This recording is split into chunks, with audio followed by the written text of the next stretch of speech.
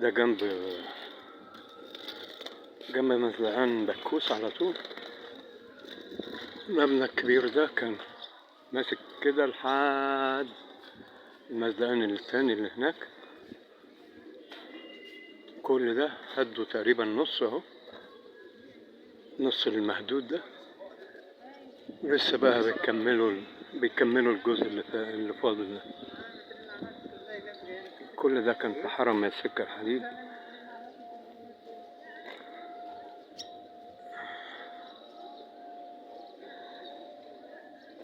هينفع الناس، كل ده هينفع الناس، هيوسع على الناس الطريق،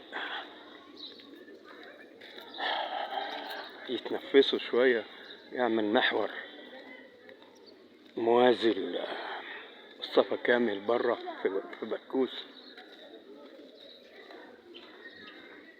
يدي مجال للحركة هنا وهنا وهنا وهنا. كل ده منفعة للناس. الناس هتحس بالفرق الكبير مجرد ما الهدد ده ينتهي والردم ده يتشال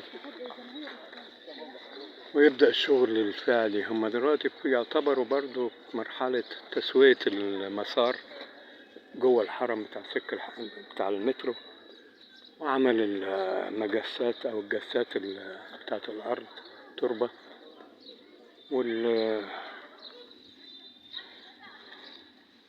واختبارات التربة وكده وبتاع، يعني عشان يبدأوا فعلا الشغل بقى الخوازيق يطلعوا بالأعمدة وكده. بس كل ده لازم يتشال الأول عشان العملية تبدأ صح، والناس محدش يتعور وهو معدي، ولا الناس اللي شغالة نفسها ما حد يجرى له حاجة ولا بتاع. ومجرد ده ما هتنتهي يبدأ الشغل الفعلي بقى. ربنا يكرم الحال ويقويهم.